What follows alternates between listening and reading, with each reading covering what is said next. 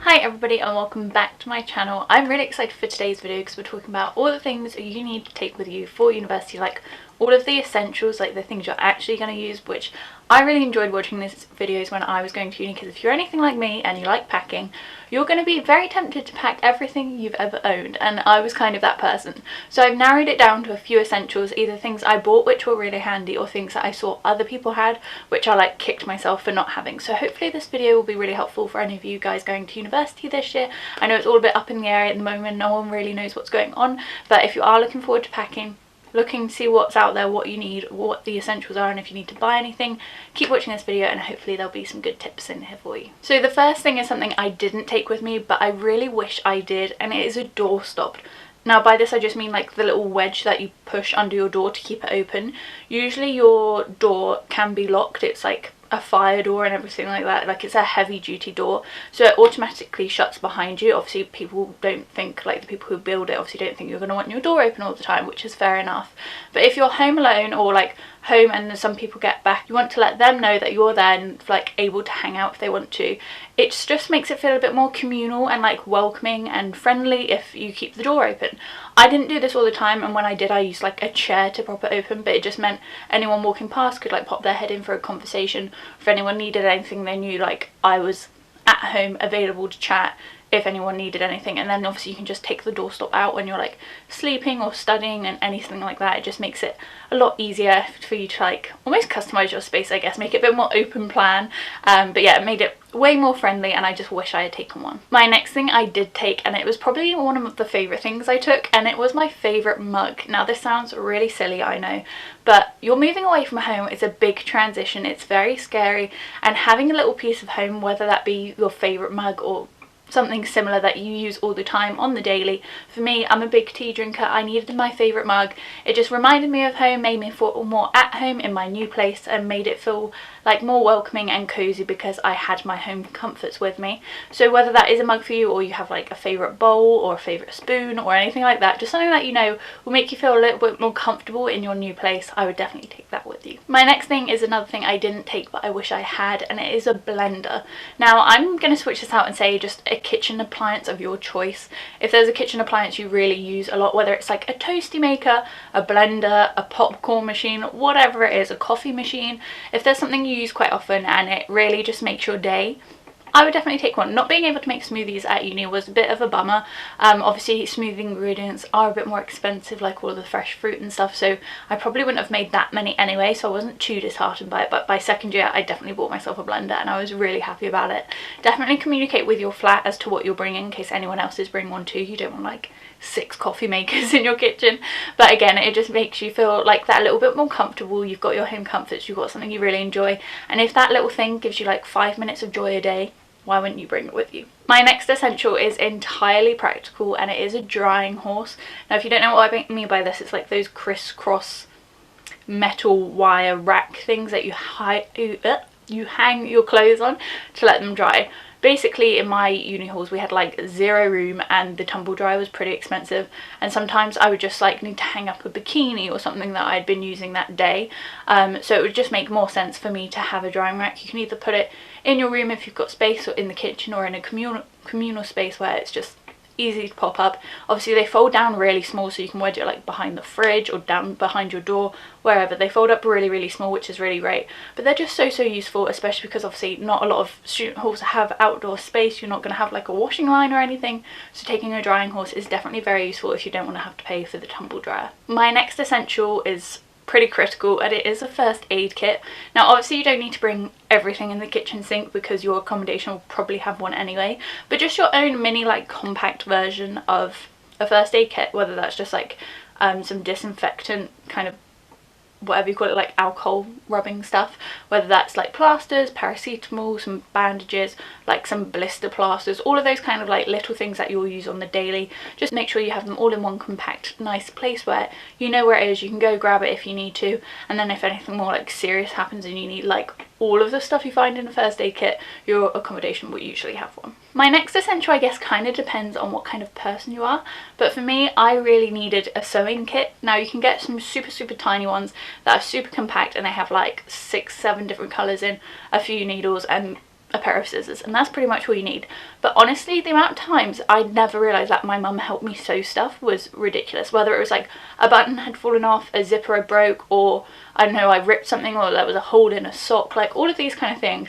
My clothes get a lot of wear and tear apparently, so I just needed to sew a lot of things up. Usually like straps on dresses would break, and honestly I became pretty popular in my accommodation through having this sewing kit. I became like a little bit of a seamstress where people would come to me with like different odd broken ends and bits that they needed fixed, and honestly I was more than happy to do it. But it was just a really good thing to make sure that I had, because obviously if you have no sewing skills and you don't really break anything, you don't really need one, it's probably not an essential. But it's always that kind of like, oh but what if this happens kind of thing, that kind of scenario. I think it's good having a sewing kit. They're super inexpensive and super handy, and I've still got mine to this day, and I graduated out, like I was there for 4 years, I've still got my sewing kit. So definitely an investment, but a good one to have, and one that will hopefully come in very handy. My next essential I think is crucial to university student life, and it is either playing cards or just games in general. Having pre-drinks, you're going to need some playing cards. Ring of Fire, Ride the Bus, all of those good kind of games go with playing cards. Usually in your welcome pack to university they give you some playing cards as well, so just make sure you have a pack on standby, because usually they can get a bit soggy and sticky and things with everyone drinking. But they're really good fun to have, even if it's just for you on a Sunday evening, you're playing a game of solitaire, whatever have you. It's a really great source of entertainment, whether it's by yourself or with a bunch of friends. And if you're not into cards, you can obviously bring a game. Have a games night is always good fun. If you don't have any games, you can always find some really good ones in the charity shop for like pretty cheap with all the bits. They make sure that all the bits are in there, so you're good to go. But yeah, either playing cards or games. It's just a really fun way to kind of interact with your flat, have a bit of bonding time, have a bit of interaction, and just have a bit of fun. With that, I guess if there is something that you do as like a hobby, or whether it's like the violin or a football, or what else do people do as a hobby? A loom, if you're weaving. I just personally tried to make a loom and it failed, so I'm going to try again later. But whatever your hobby is, definitely take that with you, even if it's just like journaling, just because again it will give you that little bit of joy. It will make that transition easier, because you're kind of keeping the same routine, you're sticking with the things you love, you're taking it to your new place, so it's not going to feel like you're like chucked in the deep end with no one you know, nothing you know, completely starting afresh. You have those kind of home comforts with you, which I think is really important, and definitely helps you feel a lot less homesick if you are prone to that, if you are that kind of person.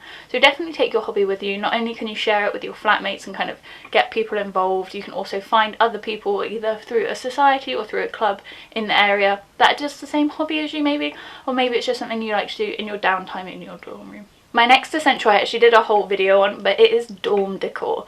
Now obviously you're going to be put into this like shoebox of a room. It's very sterile in a way, because there's no colour on the walls. You probably have like a blue carpet, some kind of plain board, plain walls. It's all very like unpersonalized, I guess.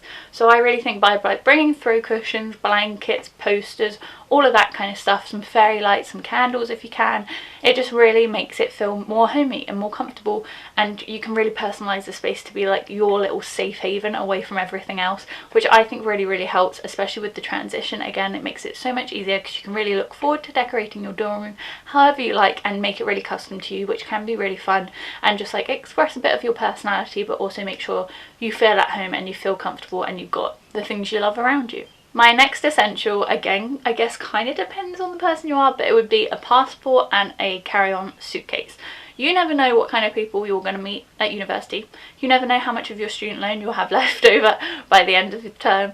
If you can go away for a weekend with your mates, why wouldn't you? Whether that's internationally or nationally, or whether you're travelling home, or whether you're going abroad for a full-on girls trip or what have you, it's really good to have those things. Not only do you usually need your passport if you're like applying to part-time jobs and things like that, the university will probably want a copy of your passport. I feel like that was a thing, maybe I just made that up. But having a carry-on suitcase is also really handy if you're just going home for the weekend, or if you're going home for Easter. You can pack that up, take it with you, and it's super easy to like travel with. Obviously, like if you've got one with wheels and like that can move in all directions, that would be my pro tip, because they're a lifesaver. But definitely take a passport and a suitcase with you. You never know what's going to happen. Maybe you go on holiday, maybe you don't, but maybe you just travel around, go to see a friend, maybe you might need a suitcase, and they're things that you can usually like just put at the bottom of your wardrobe, or on top of your wardrobe, or underneath your bed or something. Just tuck them away, and your passport is obviously really good to have. I knew a lot of people that left their passport at home because they didn't really trust themselves with it, but you're moving out, you're becoming your own person. It's your university, you kind of need to like get that sorted, you know, like take a bit of responsibility. Look after your passport because it will probably come in very handy later on. But yeah, they are all my essentials that I recommend you take to university with you, all the things you're definitely going to need. Obviously I didn't include too many things, didn't want to overwhelm anyone, and I think when you really consider it, they are like the bare basics. Obviously you take like a lunchbox and a laptop and all of those things, but I feel like those things kind of go without saying. It's always just like the little things that maybe you don't think about or you don't consider, or you just think like, oh, I'll buy it when I'm there. Usually you can take it with you and it comes in pretty handy. So hopefully there have been some good tips in here. Hopefully you've considered something that you may not have thought of before. If you think of anything else that you used as an essential throughout university and was really useful to have, please leave it in the comments down below, because I'm sure I've forgotten some things. I just wanted to keep a concise and simple list. But yeah, if you have liked this video, please hit thumbs up and don't forget to subscribe down below, because I'm currently posting 3 videos a week. So if you're bored sat at home, hit the subscribe button and hopefully I'll see you very soon. Bye!